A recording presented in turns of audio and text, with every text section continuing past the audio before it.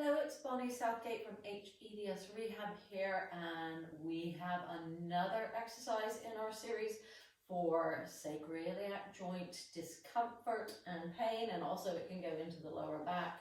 So we are going to lie down on our backs, and so the gluteal muscles come into the sacrum in the back of the pelvis and they help to stabilize us. So I'm going to give us a little exercise just to help connect, and we're going to use both legs together. I like to use a TheraBand, so you can get, sometimes you can get them where they're already a circle, and those are quite handy to use easily, but if not, you can tie a band around, and we're just going to take that band around the top of the knees there, so that we have a little bit of resistance lying on our backs.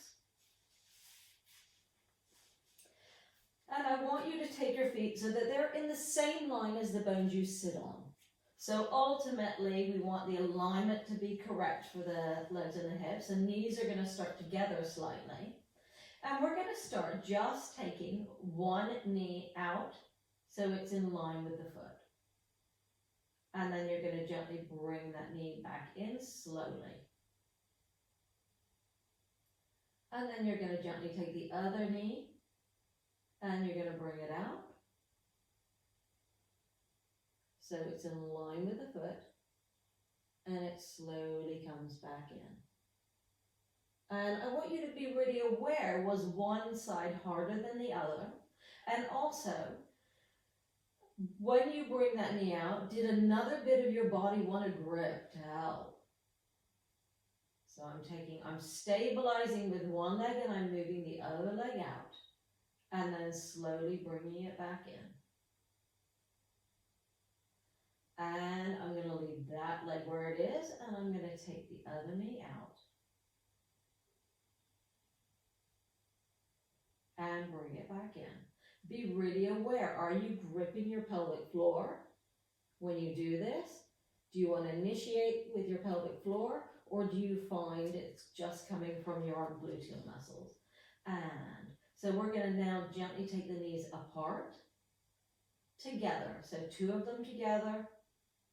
And then I'm going to really slowly let them come back in. So mine are shaking a little bit. Slowly, slowly, slowly as they come back in.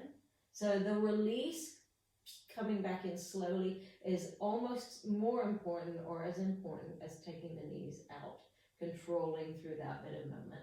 And again, take those knees open. This is also an extremely good exercise if you're somebody whose hip subluxes. Taking those knees open and then very gently coming back. Good, and now we're going to build on the layers, and we're going to take the knees open and we're going to go into a pelvic tilt as we do. And then releasing back. And I want you to be aware of your pelvic floor. So every single person will be different. Some of you will have pelvic floors that are always held, and some of you will have problems with prolapses and have very weak pelvic floors.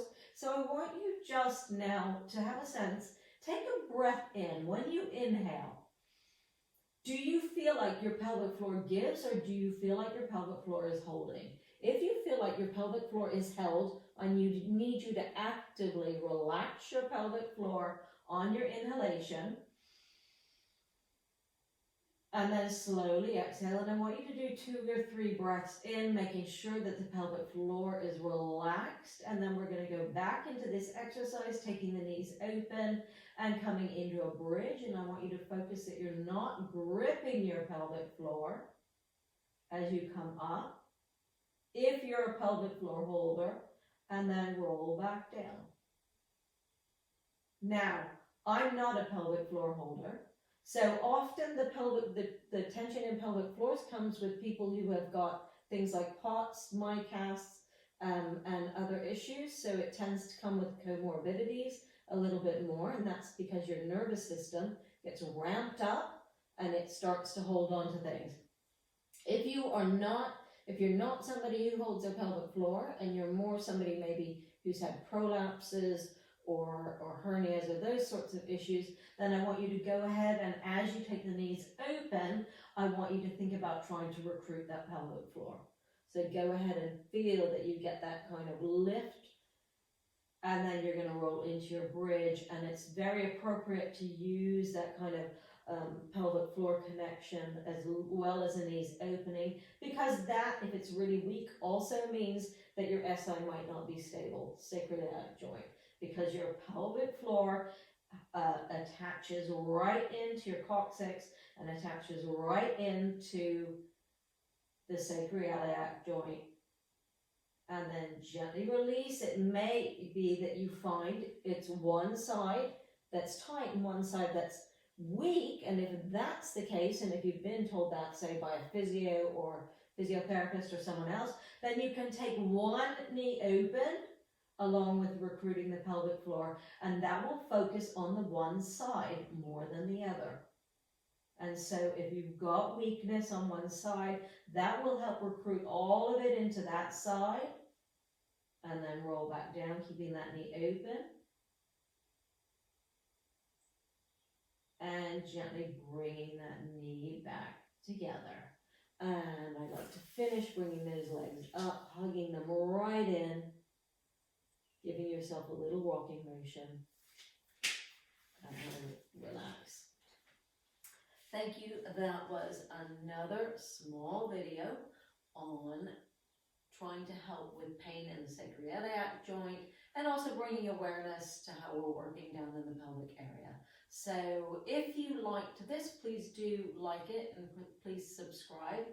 I will continue with a lot more videos looking at different bits of the body. Thank you for watching. It's Bonnie Southgate, hEDS Rehab.